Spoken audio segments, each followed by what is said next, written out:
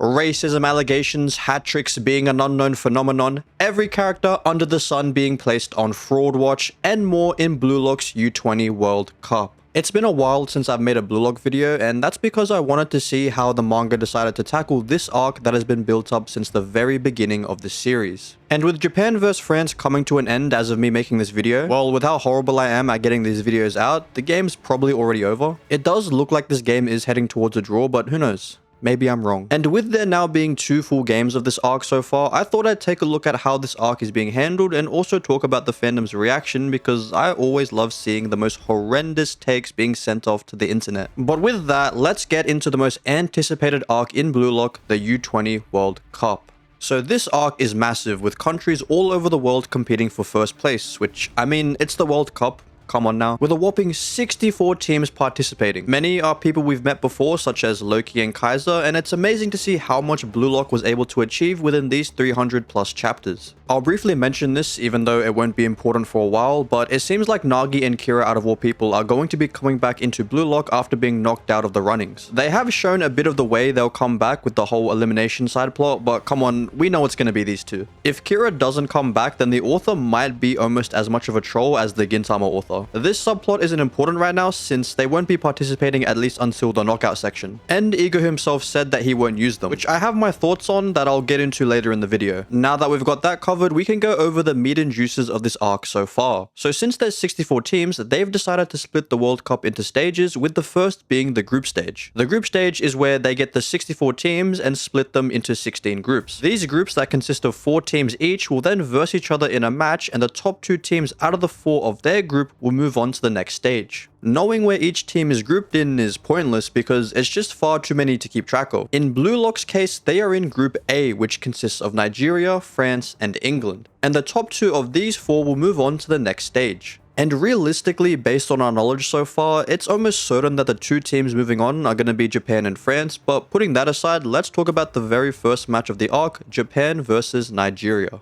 I won't spend too much time on this match as there's not a whole lot to say about it. If I were to give my honest thoughts on the game, I'd say that it's probably one of my least favorite games in the series so far. It's definitely not bad, it just doesn't reach the same level of quality that a lot of the other games have reached. And to be fair, this game is coming off the insane PXG vs Bastard Munchen match, which is my personal favorite game in the series so far. And with it being the first game in the arc, I wasn't expecting it to be batshit insane straight out the gate. Was I expecting it to be a complete blowout with Nigeria not scoring a single goal? No, that definitely wasn't on the list of things I thought would happen. Oh, and the reaction to this was amazing. Everywhere I went, I'd see videos of Blue Lock being racist, because the one team that gets destroyed in a one-sided match just so happened to be the team of color. So do I think Blue Lock is racist? Well, if the reason for them losing were because of their race and they made it clear in the manga, then yeah, I'd say Blue Lock is a racist manga. However, the reason that was given for why they got absolutely annihilated made complete sense in the context of how Blue Lock has been the whole time. They lost because the team relied on one player to carry them, and when he got snuffed and rendered useless, they couldn't bounce back. I loved Asagi in this match because he was on straight demon time. This guy deadass went to their side of the field to give them tips and tricks. Who does this guy think he is? Let's go over some of the positives in this game. First off, I love the design of the Nigerian team. They looked pretty cool. The art is amazing as always. A lot of the goals were pretty cool to read, seeing these players link up and perform these high-level feats. But if I were to talk about my favorite part of the match, it would have to be the very end when Asagi scores the final goal, and the reason why might not be what you think. Sure, the goal itself was hype to read, but what interests me more is what Asagi says after scoring. "Your soccer isn't enough for me anymore, Jinpachi ego." This line put me in a trance. I spent hours theorizing on what this could possibly mean. Let me bring up something interesting. What has Blue Lock always been about? It's always been about evolving, shedding your past self, and striving to be the best version of yourself. It's how all these players in this arc have come so far, and it's a lesson we can use in our own lives. With that being said, who's the one person in Blue Lock that hasn't changed? Jinpachi Ego. He is quite literally the exact same as he was in chapter 1. It is impossible to be the best version of yourself because no matter what, you can always get better. That's what makes it worth striving for. And the whole concept of evolving and transcending yourself into something better is what we learned from Ego. But the thing is, he is the only one that hasn't changed. When you think about it like that, it makes complete sense why Asagi thought this. The game was 3-0, it was over. Ego was satisfied and didn't possibly think that in the last minute there would be another goal. Yet all of Blue Lock despite that weren't satisfied. They're now getting to a point where they surpass Ego's expectations, and if he doesn't change, they won't need him anymore. It's a very good possibility that Ego gets taken out of the story. And it's also how I see players like Sai and Nagi coming onto the field despite Ego saying he won't use them. I'm not saying he'd get taken out that early. For those players to get used, it would be the team that'd recommend using them for one reason or another. The best way I can see Ego getting taken out is if Japan loses the World Cup. Because remember the conditions made between Ego and the chairman, which state that if Japan loses, then Ego will be permanently fired from managing any form of Japanese football. And the chances they win are really low, so it wouldn't be surprising and also extremely ironic that Ego stays the same till the very end despite fostering these kids into world-class football players. Even in Ego's absence, he's created monsters who will make waves across the world even if worst case scenario Blue Lock gets dismantled. The thing is, Blue Lock is so profitable that I can see the chairman choosing to keep the team alive despite Ego being gone. Anyways, Asagi's quote at the end of the game brings up so many possibilities for Ego's future, and I'm interested to see how his character is tackled in this arc. Aside from that, the whole thing with Nigeria thinking like a team and Blue Lock showing them that they need to have more ego wasn't all that interesting. At the very least, I'm glad they didn't drag the game on for too long. It served its purpose and didn't overstay its welcome. After the game, it was nice to see people's reaction to Blue Lock's win. It was literally just them shitting on their play. It's the embodiment of the current fandom at the moment. From this though, we get introduced to one of the new Gen 11 players, Hugo, aka the guy that carried this next match on his back. But before that, I want to briefly touch on Asagi and Ego's conversation on the rooftop. This convinced me even more of the fact that Ego's time is limited. We learned why Ego hasn't changed.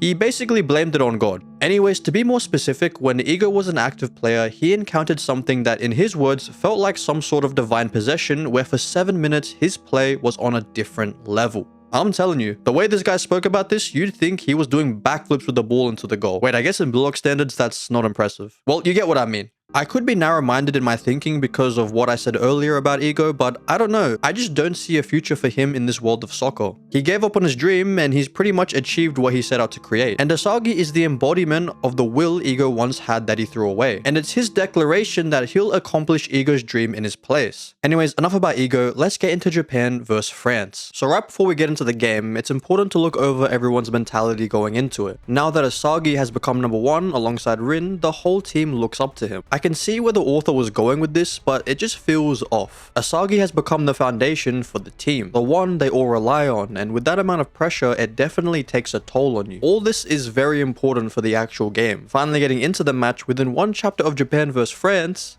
France scores. The way they scored is something that couldn't be replicated again. It caught them completely off guard. But it goes to show how threatening France is. Not with just their superstar Loki and Hugo, a fellow New Gen 11, but the whole team in general. If Charles, out of all people, can score a goal, then anything is possible. Seriously, him scoring a goal was not in my bingo card. And we see in later chapters players countering people like Bachira and Chigiri. It's clear from this beginning chapter that this team is extremely strong, and it's not like it's because of Loki. And keep in mind, this is the guy that's been speed blitzing people for as long as we can remember. Sure, it was Loki's bait that allowed for Charles to score, but it goes to show that even if Loki gets locked down by other players, seriously, there were 3 defenders on him. I get that everyone's terrified of him because of how fast he is, but come on. The team can still manage despite that. In terms of teamwork, they are the ideal. This is also a very important detail for this game. Now that it's time for Japan's counterattack, we get a better insight into Hugo's mindset. From the way he speaks, it's clear that he's a talented learner. And from his conversation with Asagi, it's clear what his intentions are. If they crush Asagi, the whole of Blue Lock is dead in the water. This game is a direct parallel to Japan vs Nigeria, where in this case, Japan is Nigeria. And Hugo has taken the role that Asagi held in the last match. Hell, even the term dead in the water was originally used by Asagi. And Hugo's not wrong. It's been set up well before this match how much the team relies on Asagi. If you look back in the last game, despite Asagi only scoring once, he had a hand in every single goal that was scored, whether it be through passes or getting into well-placed positions that they could count on if necessary. With Asagi taken care of, the whole team crumbles. The whole thing does feel odd to me because of how much these guys have struggled to get to where they are today. And for them to rely on Asagi like this just feels off considering what I've read so far. Asagi has always been the one who people chase after, but to have them put all their marbles in him feels like a step back. I get that it's necessary to do this for Asagi's growth, and it does make for a nice parallel, but at the detriment of these characters we've all grown to love,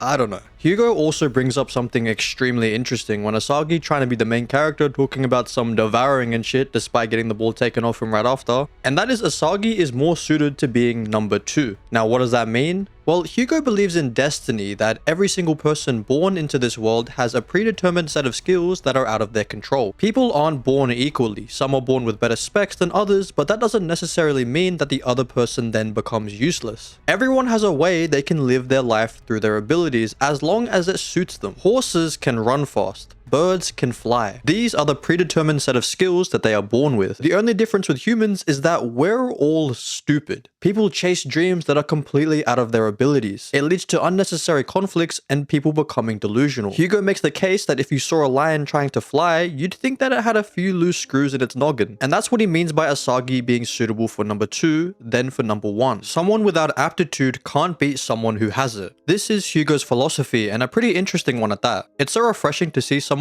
break down Asagi's mindset and allow us to see how Asagi thinks of himself. He's known that he's more suitable to being a midfielder, yet his dream is to become the number 1 striker. Asagi is the lion that's trying to fly. He's a fool. If he just accepted his role as Blue Lock's number 2 and became a midfielder, then the team would be more secure, be closer to an ideal team such as France. However, this philosophy completely goes against what Blue Lock stands for. Hugo believes that people should stick to their roles that work for them, and Blue Lock teaches you to break past your boundaries and become who you want to be. I feel the reason a lot of people are really liking Hugo is because of how much sense he's making. He's not telling Asagi to be second place, but to be the person who controls everything from the second highest spot. He's basically telling Asagi to play how he was in the Neo-Egoist League, where Kaiser was clearly the number 1 and he was a machine that only cared about winning. The thing is with Hugo, just because he believes he knows someone's aptitude doesn't mean he's correct. He's not omniscient, so the question that needs to be asked is Asagi's suitability towards being a number 2? Well, let's keep going through the game. As I said earlier, this match is a direct parallel to the Japan vs Nigerian game. Nigeria was too comfortable with their current dynamic and wasn't able to adapt. Blue Lock is currently facing the same dilemma where they either keep relying on Asagi and completely collapse or make a change. The difference between Japan and Nigeria is that Japan thrives on being uncomfortable. It's how they got this far, and all it takes is one player to change the flow of the game. In this case, it's Karasu. He's decided to take the step and become the team's second best. This choice single-handedly goes against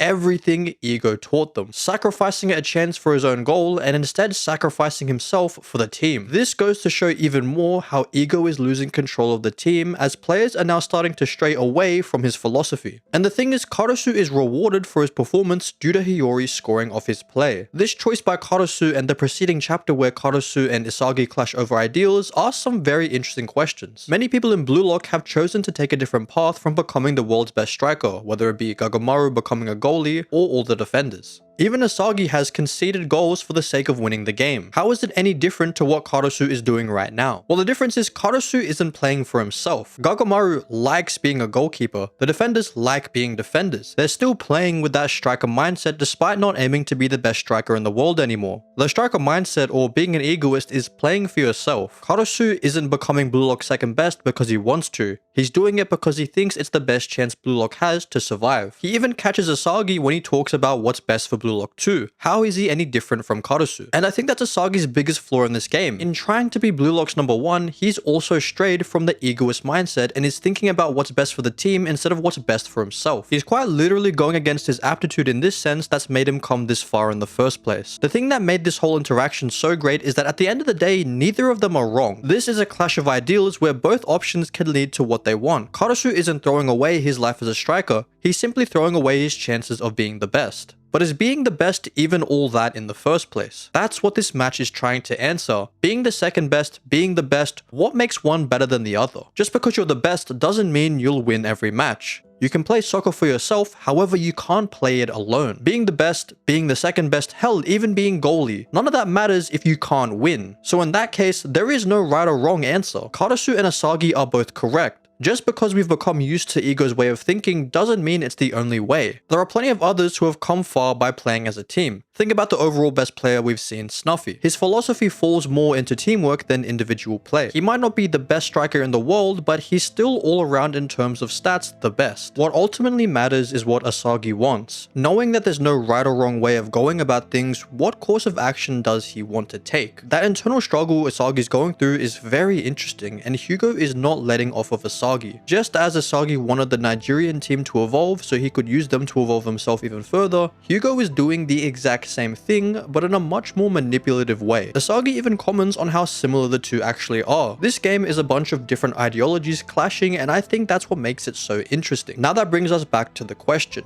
Is Asagi's aptitude really for being second best? Well, if we're looking at it from the point of view of Asagi's journey, then the answer is yes and no. From the way I interpreted it, geniuses are suitable to be the best, talented learners are suitable to being second best. That's their aptitude. Asagi's play has always been that of a second best, however he's never shined because of it. Asagi shines when there's someone he needs to surpass. That's how it's been since the very beginning of the series. Asagi isn't the best, but he's not the second best either. He's the best at devouring people who are better than him. Ultimately, Asagi's ideals are what he's learned from Ego. He's the embodiment of Ego's ideal player. Not Rin or Bado, despite their high egos, their play derives from the unpredictability of being geniuses. A talented learner who, despite their aptitude being that of a team player, also has that 1% difference that makes them also a talented learner who plays for himself. And that's what will take him far. That reminds me, I haven't even spoken all that much about Loki either. You know what the biggest problem with this fandom is? It's slander. Whenever a character slips the tiniest bit, you can bet your ass the whole fandom's gonna be screaming about it. Rin's a fraud, Asagi's a fraud, they've done nothing, as if you have to be at your best 24/7. In this fandom, you choose one player and they become your ride or die, no matter how badly they play. And everyone else, you can slander. And since I'm part of this fandom, I'm gonna be part of the problem as well. Loki is a motherfucking fraud. I said it.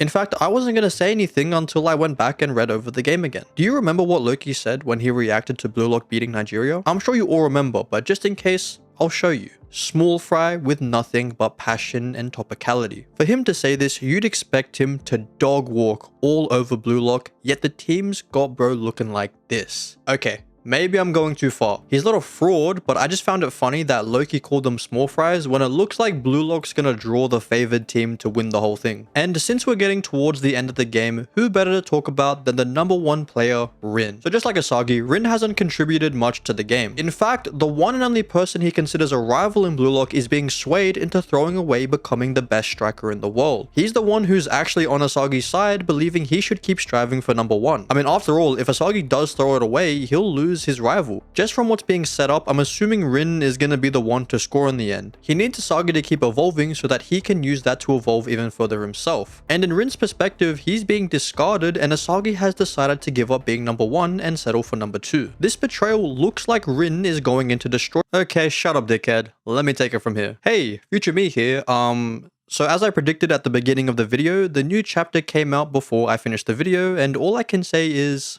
what the fuck? Yeah, so Asagi, in the face of suitability and destiny, decided to tell it to fuck off and put all his marbles in luck. He's making a full gamble at devouring the best, basically saying his destiny comes down to luck. Will he go left or right?